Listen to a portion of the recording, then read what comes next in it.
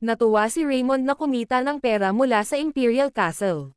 Ipinalagay ni Punong Ministro Galman na marahil ay humiling lamang siya ng isang maliit na bagay tulad ng pera, dahil alam niyang hindi niya maaaring tanggihan ang isang gantimpala pagkatapos makamit ang isang tagumpay.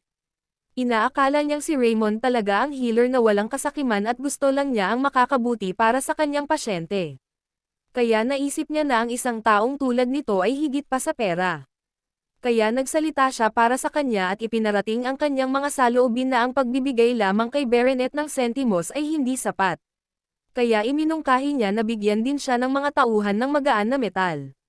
Nagulat ito kay Raymond, dahil ang staff ng light metal ay isang bagay na mas makabuluhan ilang 100 taon na ang nakalilipas. Ito ay ang staff ng Hilang, ang santo at dating rank healer na ginamit ni Alex, tulad ng pangalan nito na Engrandi. Ito ang metal na gagawin ng isang tao, ipinapasa bilang isang kayamanan ng pamilya, at ito rin isang bagay na dapat ipagmalaki ng isang manggagamot sa natitirang bahagi ng kanilang buhay, kung makamit nila ito. Naisip ni Galman na karapat-dapat si Raymond sa staff ng light metal dahil nagawa niyang pigilan ang laganap na pagkalat ng pandemya sa kabisera at pinahintulutan ito ng hari. Hindi makapaniwala si Raymond na ang isang tulad niya, na halos buong buhay niya ay namuhay bilang isang outcast, ay nakakakuha ng tungkod ng light metal, at nagpasalamat siya sa kanyang kamahalan. Nagpa siya ang hari na bigyan si Raymond ng 10,000 pina bilang reward money, at inutusan ang lahat ng nasa silid na umalis. Ngayon ay natuwa si Raymond nang marinig na tatanggap siya ng 10,000 pina, ngunit hindi nagtagal ay naging malungkot dahil hindi ito sapat para mabayaran ang lahat ng kanyang utang. Gayunpaman, magkakaroon siya ng ilang espasyo sa paghinga. Ngayon ay iniisip niya kung kailan niya makukuha ang kanyang quest reward, dahil aabot siya sa level 40. Hindi nagtagal, inutusan ni Haring Odin si Raymond na manatili sa likuran, dahil mayroon itong dapat pag-usapan sa kanya, at nagtaka si Raymond kung ano ang kanyang tinatalakay.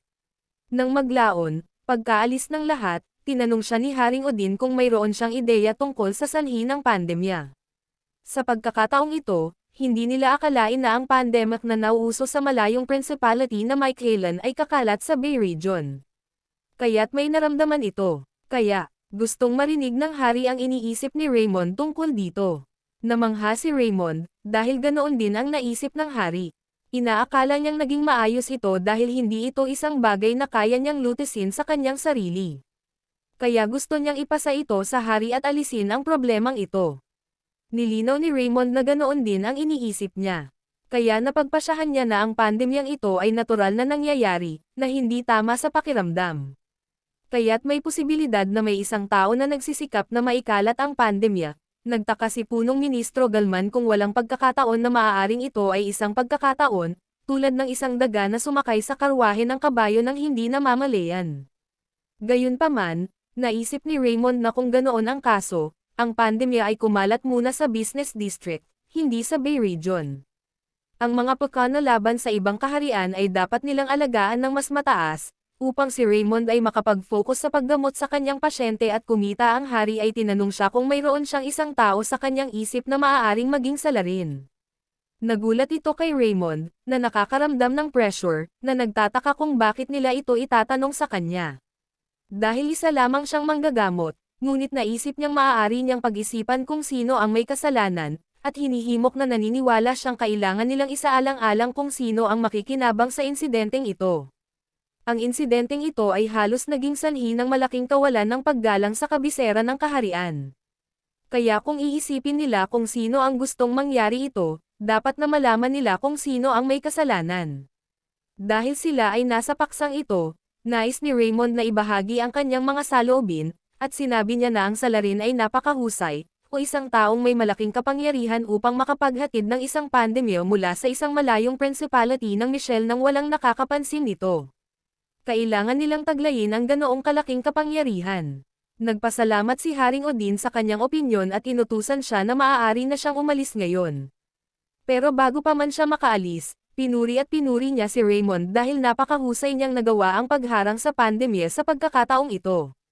Kaya nagpahayag siya ng pasasalamat bilang hari ng Houston Kingdom, hindi nakaimik si Raymond, dahil bihira ito sa hari. Siya na magpasalamat sa sinuman sa pribadong pagpupulong, na higit na marangal kaysa anumang medalya na maibibigay sa kanila. Nagpasalamat din si Raymond sa hari dahil sa kanya. Personally, first time niyang marinig ang kanyang ama na nagpasalamat sa kanya sa labas ng kwarto, na mula si Raymond at nagtaka kung bakit siya nagiging emosyonal, kahit na magkapareho sila ng dugo ay hindi pa niya tinawagan ang kanyang ama noon, at nagpasalamat lang siya bilang isang kingman. Ayaw niya pag-isipan ito at bumalik sa kanyang klinik, kaya ginamit niya ang 500 pina bilang pabuya sa pagkain ng karne ng baka sa halip na bayaran ang kanyang utang. Biglang, na-notify siya na naresolve na niya ang hindi kilalang insidente ng pandemya, at natapos din niya ang quest para makakuha ng bonus na level up ng 2 beses at ang skill points.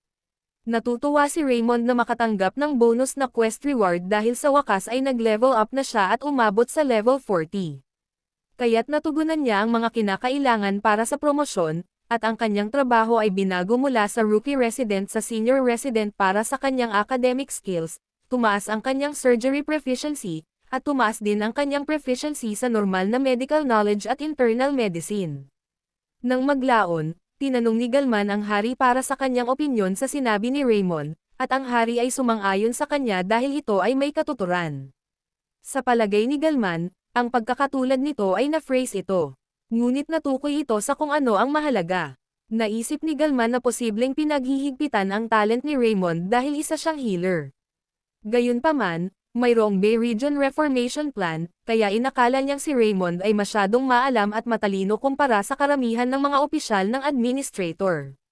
Kaya napaisip siya kung kinilala rin ba ng kanyang kamahalan ang kanyang talento bilang isang ama o bilang isang pinuno. Tinanong siya ni Haring Odin kung saan sa tingin niya ang may kasalanan. Ngunit iyon ay napakasimple para kay Galman, dahil isang lugar lamang ang gustong magulo ang kanilang kaharian.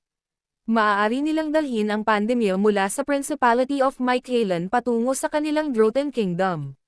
Sa ilang 100 taon nilang hospitality para sa Houston Kingdom na ito, marami na silang nakaaway sa kanila. Kaya naisip ni Galman na posible rin na ang naunang pagtatangkang pagpatay sa hari ay ang kanilang plano rin.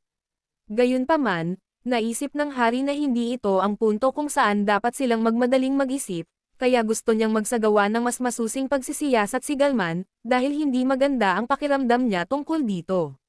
Samantala, sa Lime Region, Maple Clinic, nabalitaan ng healer na si Sir Raymond ang nagpatigil sa pandemya bago ito kumalat sa buong kabisera.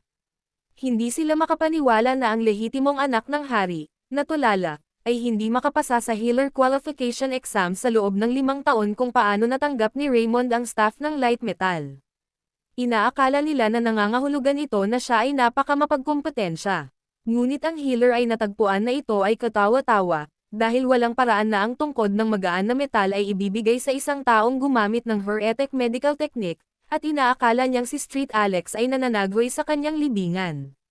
Samantala, ang isa pang healer ay nag-aalala at may gustong gawin, dahil sa bilis na ito, ang dayap na rehiyon, na nasa tabi ng Bay Region, ay dadapo din sa kamay ni Raymond. Iniisip ni Christine kung iyon lang ba ang agenda para sa pulong ng araw na iyon. At nagtaka siya, dahil ang pagpupulong ng klinik ay naging isa na naninirang puri sa iba sa kanilang likuran, ngunit ang ibang mga healers ay nag-aalalang sinalubong ang babaeng si Christine. Si Christine Rayburn, ang pangalawang anak na babae ng Rayburn family, ay isa sa 3 dakilang pamilya ng Houston Duque. Inutusan niya ito na huwag siyang tawaging babae, dahil hindi siya roon bilang babae ng Rayburn family. Si Christine ay isa sa pinakamakapangyarihang healers ng Maple Clinic, na may B rank sa healing power. Iniisip niya kung mahalaga para sa kanila na magsalita ng masama tungkol sa Barnett Pennant. Lumingon siya dahil gusto niya munang umalis, dahil may mga pasyente siyang naghihintay sa kanya para dumalaw sa kanila, at umaasa siyang matatapos nila ang kanilang pinag-uusapan. Sinabi ni Christine na dahil hindi niya kayang tiisin ang mga nakakapanghinayang mga astig na iyon na kumikilos ng napakalungkot, gayunpaman, sa makatuwirang pagsasalita, naisip niya na walang paraan na makakatulong ang kakaibang medical technique sa mga pasyente. Natitiyak niyang may ilang malaking epekto. Kaya para sa kapakanan ng pasyente dyan, ayaw niyang iwan si Raymond, lahat ng healers ay pinagchichismisan tungkol sa kanya. At naisip ng isa sa kanila na si Raymond ay gumawa ng napakaraming masasamang gawain, kaya hindi niya akalain na dapat siyang iwan ng mga ito para maging babaeng Hillray nag-aatubili dahil kinilala ng hari ang medical techniques ni Raymond. Kaya't hindi nila siya mapipigilan maliban kung mayroon silang wastong dahilan para gawin iyon. Nilinaw ni Baron Carlton, ang C-rank healer, at ang direktor ng Maple Clinic na kung ito ay dumating dito, kahit papaano ay mawawalan siya ng kanyang kwalifikasyon sa healer. Dahil magkakaroon ng compulsory lesson para sa isang bagong healer, mabibigo nila siya at madi-disqualify siya. Nanas ang ibang healer, dahil ganoon lang ang bagay. C-rank healer na nagiging direktor sa pamamagitan ng kapangyarihang pampulitika. Alam ng babaeng manggagamot na wala na ang lahat ng tumayo laban sa kanya sa rehiyon ng Dayak. Si Baron Carlton ay humigop ng kanyang inumin at nais na tiyakin na ang lahat ay naaalala na ang lahat ay salamat sa kanya na ang Maple Clinic ay nagawang monopolyo ang Lime Region. Si Baron Carlton lang ang namamahala sa mga bagong healers na compulsory lessons sa pagkakataong ito, kaya hindi mahirap para sa kanya na bigyan si Raymond ng bagsak na marka. Naisip ng healer na ito ay isang napakatalino na ideya, at ang babaeng healer ay masaya rin na kung magagawa iyon, maaari nilang i-disqualify siya bilang isang healer above board. Inaakala nilang magiging net si Raymond para ma-stock siya bilang apprentice sa loob ng 5 taon, at gusto nilang makita kung gaano siya kaawa-awa kapag bumagsak siya sa pagsusulit. Samantala, sa Bay Region, sa Pennant Clinic, naalala ni Raymond ang compulsory test ng healer. Nagtaka si Raw kung ano ang nangyari, at ipinaliwanag ni Raymond na ang lahat ng bagong healers ay kailangang makatanggap ng isang sapilitang aralin, na nakita niyang nakakainis. Alam ni Raymond na wala siyang magagawa kundi ang dumalo, dahil mandatory ang pagdalo sa sinumang mababa sa B-rank. Maya-maya, lumitaw si Hansen at pinatigil si Raymond sa pagpasok sa compulsory lesson sa pagkakataong ito. At nagtaka si Raymond kung bakit nahufi si Hansen. At ipinaliwanag niya na nakilala niya ang kanyang kapantay na sumali sa Maple Clinic, at sinabi nila na bibigyan si Raymond ng mga bagsak na marka. Pinag-uusapan nila ito at nagtatawanan sa isa't isa, na sinasabi na magkakaroon siya ng mga marka ng pagkabigo at mabibigo si Raw ay nagalit, at alam niya na kung ginagawa ito ng Maple Clinic, nangangahulugan ito na si Baron Carlton ang nasa likod nito, dahil siya ay masama, kaya ito ay mas mabuting iwasan mo siya. Ngayon, gayunpaman, nais ni Raymond na dumalo sa araling ito, at ayos lang na nakakabigla silang dalawa. Tumingin si Raymond sa kanila at tinanong kung sa tingin nila ay makakatanggap siya ng bagsak na marka mula lamang sa ganoong klase ng aralin. Ngunit wala siyang tiwala na mabaigo ito, na ikinatuwa ng dalawa niyang kasama.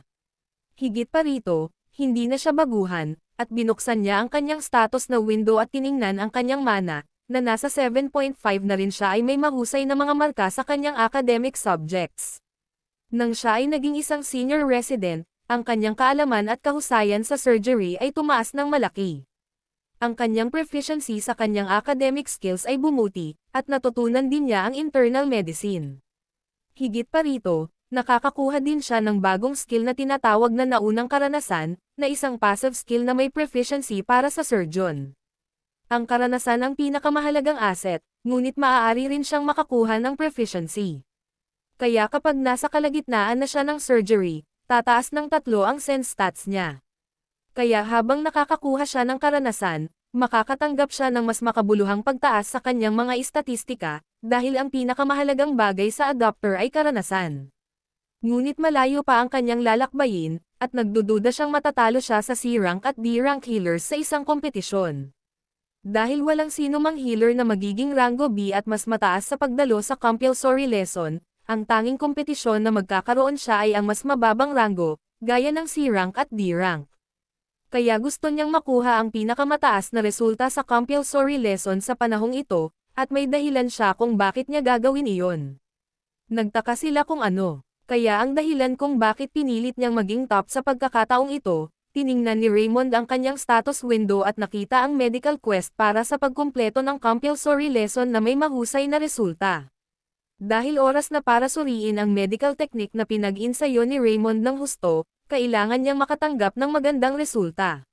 Sa harap ng lahat, gusto ng system na magkaroon siya ng magandang resulta.